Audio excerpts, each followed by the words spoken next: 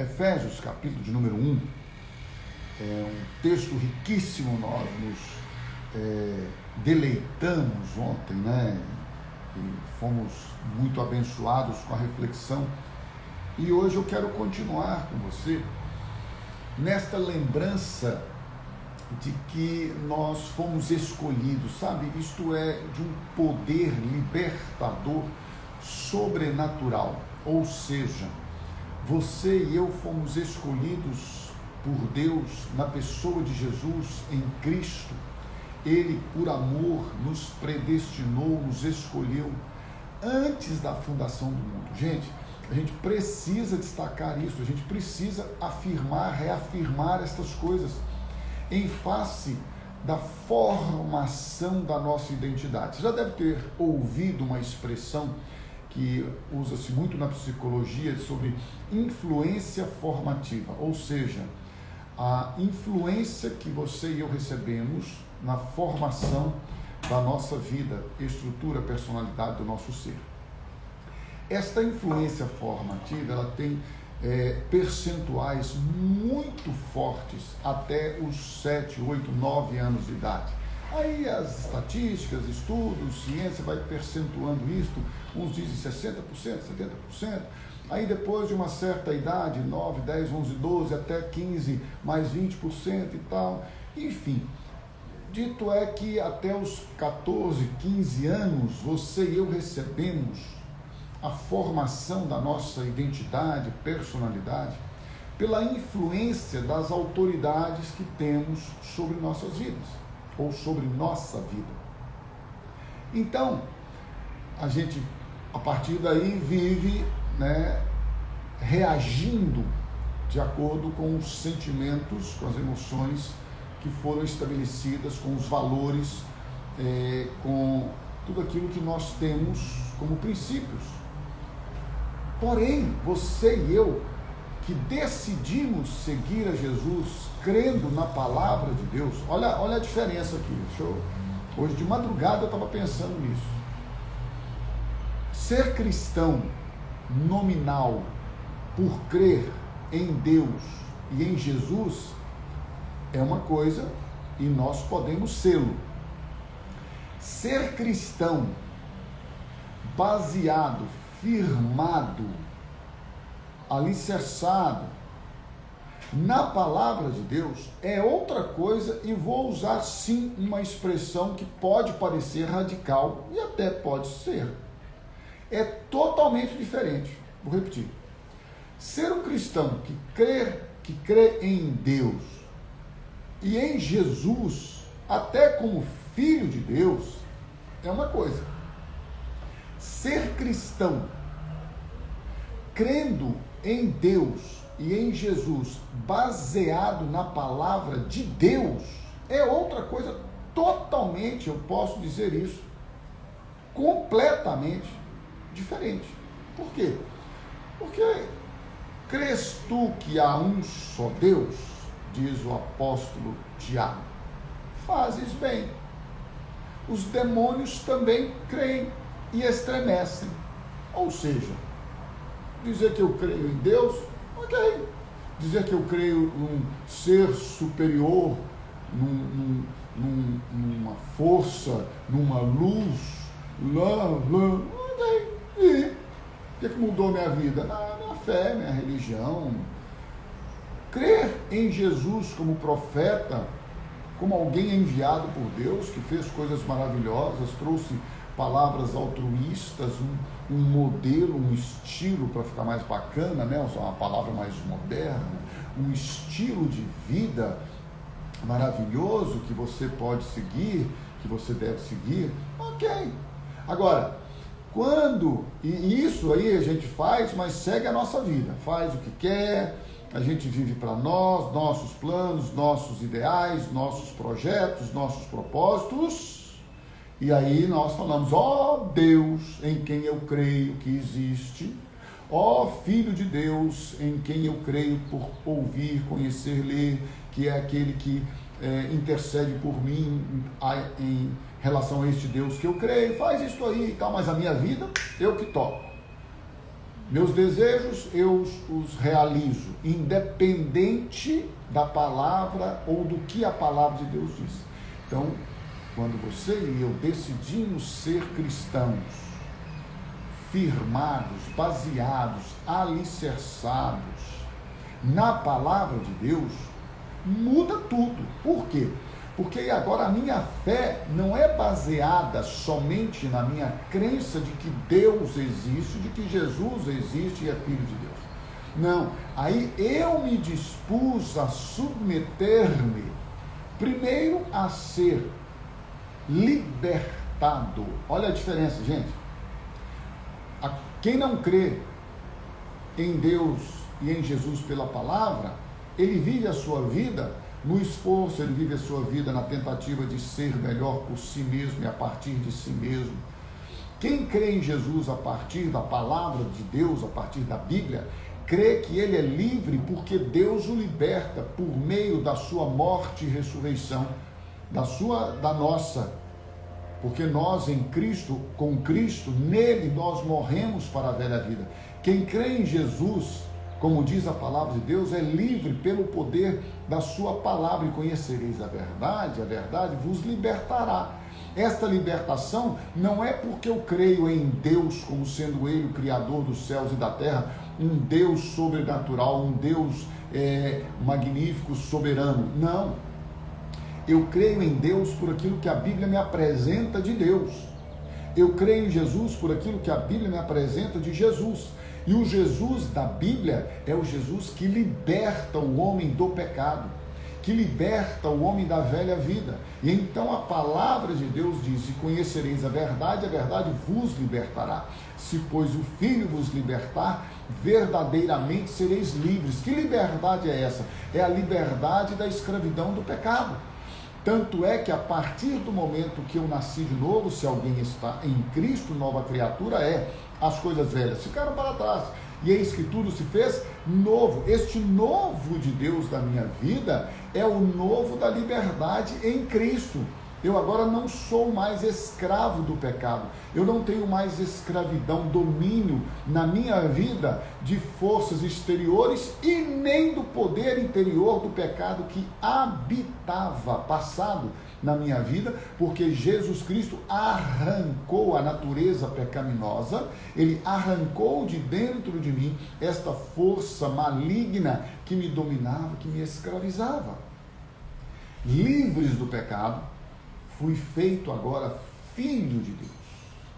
E todo este arranjo de apresentação que eu fiz para você aqui é para mostrar o valor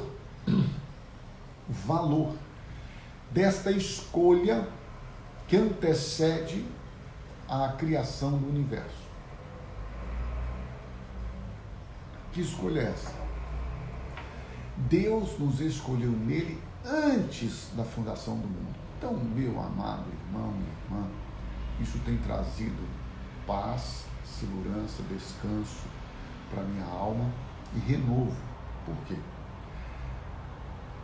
Se Deus me escolheu nele antes da fundação do mundo, se ele estabeleceu um propósito para a minha vida em amor, nos predestinou para o louvor da sua glória, para vivermos diante dele em santidade e integridade irrepreensíveis, em santidade e justiça todos os dias da nossa vida. Ele, Deus, que me chamou, que me escolheu, que me libertou, que me amou, ele vai cumprir em mim a soberana vontade dele, o beneplácito da sua vontade. Quando Deus faz isso na minha vida, quando ele cumpre a sua vontade na minha vida, independente do que as circunstâncias e o mundo, quando eu tenho a certeza e a convicção de que Deus está cumprindo na minha vida a vontade que ele planejou antes da fundação do mundo, olha, isso é bom para você entender. Nada que aconteça neste mundo presente que jaz no maligno, em que Jesus me avisou que no mundo tereis aflições, em que Jesus me avisou que neste mundo nós estamos sujeitos ao caos e às situações de adversidades, tribulações, provações, tentações, nada que aconteça comigo pode impedir o projeto, o propósito que Deus estabeleceu para a minha vida antes da fundação do mundo, antes do caos, antes da doença, antes do pecado, antes da enfermidade. Gente, a nossa escolha, a escolha que Deus fez por você e por mim, ela antecede todas as coisas. Então nada pode impedir o propósito, o projeto, o plano de Deus na minha vida, na sua vida, a não ser nós mesmos. Então quando eu permito que a ansiedade, que a tristeza, que a angústia venha sobre a minha vida, na verdade não é um problema em relação ao poder de Deus, ao livramento de Deus, à resposta de Deus às minhas orações, sejam elas respondidas com o sim ou com o não, ou com o espera, ou com o silêncio. A questão é se eu estou disposto a obedecer aquilo que a palavra de Deus diz, independente das circunstâncias. E então este texto de Efésios, capítulo de número 1, que tem uma riqueza maravilhosa no que tange a esta questão da soberania de Deus, do seu propósito maior e do seu chamado. Quando o apóstolo Paulo, escrevendo a estes irmãos que estão em Éfeso, e ele diz que o mistério foi revelado porque em Cristo todas as coisas foram estabelecidas, e eu destacava aqui ontem para você que nós cristãos que vivemos pela palavra de Deus, nós precisamos a cada dia ter em nossa mente renovada a ideia, o conceito de que um divisor da história aconteceu naquela cruz. Quando Cristo, ali naquela cruz, nos libertou, nos comprou com o sangue dele, quando Cristo ali naquela cruz fez novas todas as coisas, meu irmão, minha irmã, tudo que é passado na nossa vida ficou para trás. E agora, para nós, é o novo de Deus. E viver este novo, então o apóstolo Paulo continua dizendo no versículo 12 do capítulo 1 de Efésios, que nós fomos chamados de acordo com a vontade dele, segundo o propósito dele, para o louvor da sua glória. Nós os que esperamos em Cristo Jesus, nós os que já esperamos nele. Em quem? Em Cristo nós, depois que ouvimos a palavra da verdade, olha o versículo 13, o evangelho da vossa salvação, tendo nele também crido. Olha esta expressão agora, meu irmão e minha irmã. Por isso que eu, irmãos, vou expressar claramente aqui, eu creio que uma pessoa pode, olha só a diferença, hein? Vamos deixar bem claro. Eu não creio que alguém possa perder a salvação. Eu creio que alguém pode rejeitar a salvação. Ninguém, o diabo, nem Deus, nos tira a salvação. Senão seria contraditório depois se você conferir os textos e a Bíblia. Mas as pessoas têm o direito de rejeitar a salvação. Com base em que eu digo isso? Na Bíblia. Veio para o que era seu, ou seus. Mas os seus não o receberam, o rejeitaram. Mas a todos quantos o receberam, deu-lhes o poder de serem feitos filhos de Deus. Se você ler Hebreus, tanto o capítulo 6 quanto o capítulo 10, você vai ver que você pode, se você quiser, consciente, racionalmente, rejeitar a salvação de Deus. Mas uma vez que você é selado com o Espírito Santo, é isso que nos importa verdadeiramente, porque o próprio escritor aos Hebreus diz que nós não somos daqueles que retroagem para a perdição, mas enfim, a maravilha disto aqui agora, que eu vou ler para você, é que isto aqui é a nossa garantia, a garantia que você e eu temos, meu irmão e minha irmã, que nada neste mundo pode nos separar do amor de Deus que está em Cristo Jesus. E então o apóstolo Paulo, escrevendo a esses irmãos, ele diz assim: em quem também vós, aqueles que esperam em Cristo, em quem também vós em Cristo, depois que ouvistes a palavra da verdade, o evangelho da vossa salvação, tendo nele também crido em Cristo, fostes selados com o Espírito Santo da promessa, gente. Selado. A partir deste momento aqui que você é selado com o Espírito Santo, ninguém mais neste mundo, na história do universo, vou eu de novo falar com você, o plano, o propósito da sua salvação foi estabelecido antes da fundação do mundo. A concretização, a consumação, a conclusão desta salvação, deste plano, foi estabelecida na cruz, quando Jesus disse assim, está consumado. Quando ele disse está consumado, tudo que estava planejado na história do universo estava nele, convergindo nele, tanto as coisas passadas quanto as coisas futuras. E este futuro agora é garantido pelo selo do Espírito Santo. O Espírito Santo nos sela com a vida de Cristo. Ele nos sela com a salvação eterna, o qual este Espírito é o penhor, é a garantia. Penhor, você vai lá penhorar uma joia, você dá de garantia.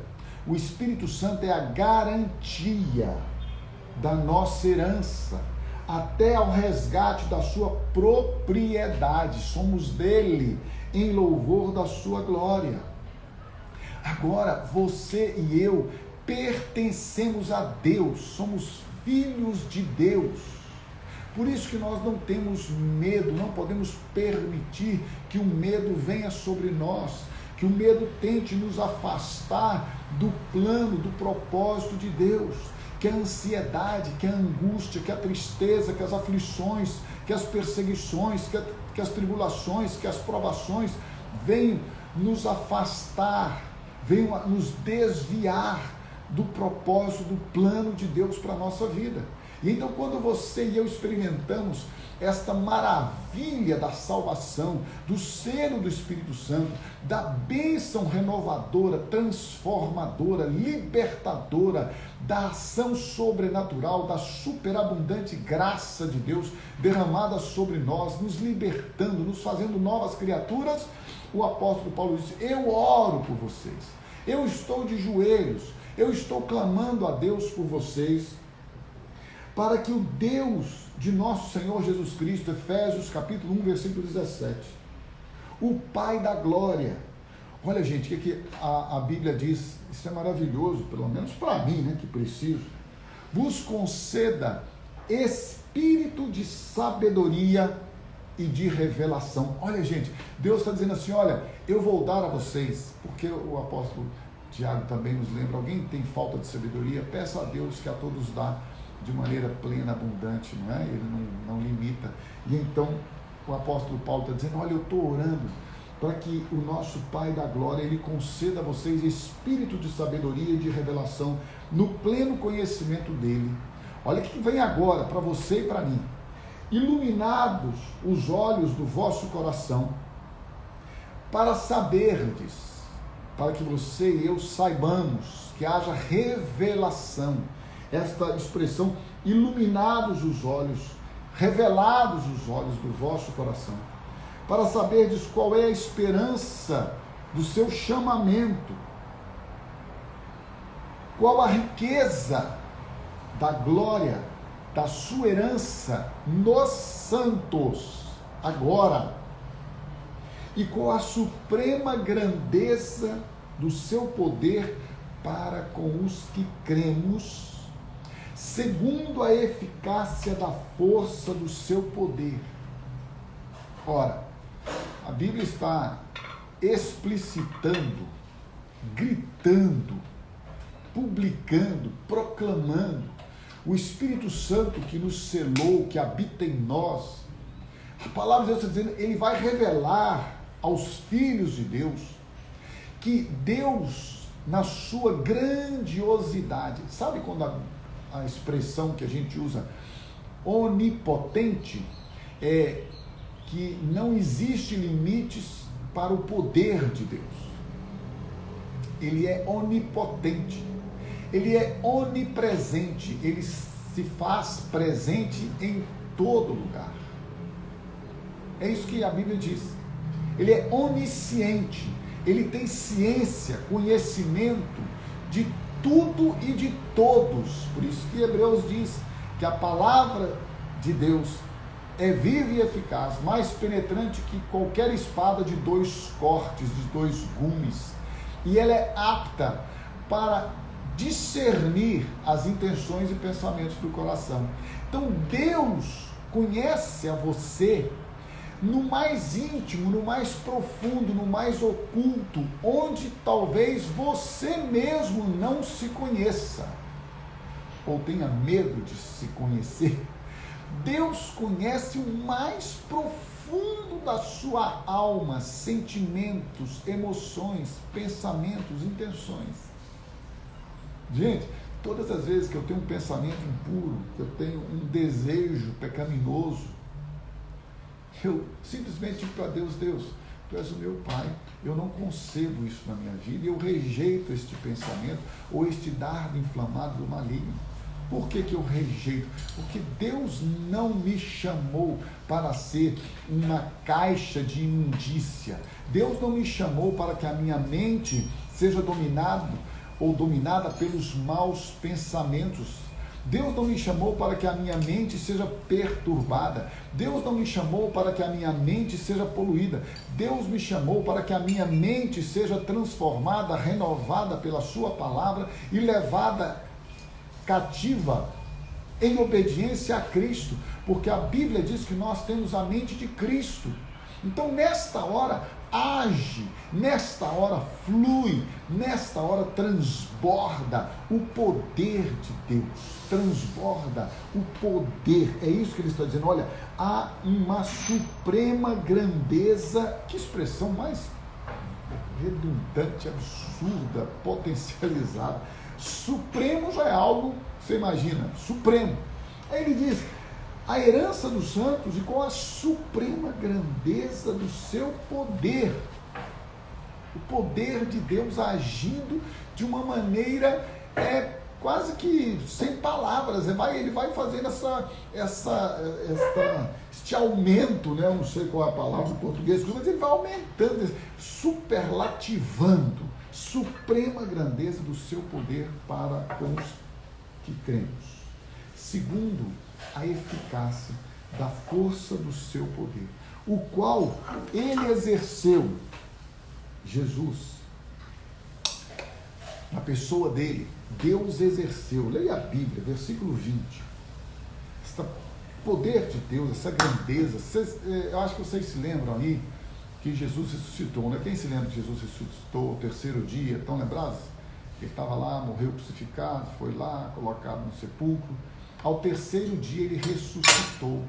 Aí o apóstolo Paulo está lembrando: gente, olha aqui, se isso não te alegrar hoje, alguma outra coisa vai te alegrar. Mas você pode se alegrar agora. O poder que ressuscitou a Jesus Cristo dentre os mortos é o mesmo poder que age na sua vida, na minha vida, todos os dias. O qual exerceu ele em Cristo, o poder, a grandeza do seu poder, ressuscitando-o dentre os mortos e fazendo-o sentar à sua direita nos lugares celestiais. Deu para entender ou não? O mesmo poder que ressuscitou a Cristo naquele túmulo, naquele sepulcro, é o mesmo poder que Deus trabalha, age na sua, na minha, na nossa vida, nos filhos dele hoje. É isso que a Bíblia está dizendo. Acima de todo principado e potestade, e poder e domínio, e de todo nome que se possa referir, não só no presente século, mas também no vindouro. Olha que coisa maravilhosa. Deus, em Cristo, coloca-o acima de tudo e de todos. E pôs todas as coisas, Deus pôs todas as coisas debaixo dos pés de Jesus. Todas as coisas. Tudo. Vou repetir para você. Principado, potestade, poder, domínio, de todo nome que se possa referir, não só no presente século, mas também no vindouro, como eu já disse aqui, a cruz e a obra da cruz, ela não só converge, traz todo o passado e a existência da humanidade e do mundo em Cristo, como ela também estabelece que a partir dele, todo o futuro da humanidade está em Cristo. Nada está fora da sua pessoa e do seu domínio e do seu controle. Deu para entender? Este mesmo poder, disse, ou diz a palavra de Deus, que Deus colocou e estabeleceu em Cristo, colocou todas as coisas debaixo dos pés dele, para que ele, Cristo, seja o cabeça sobre todas as coisas. Por favor, eu gostaria que alguém colocasse para mim Efésios 1, 22, escrito ali.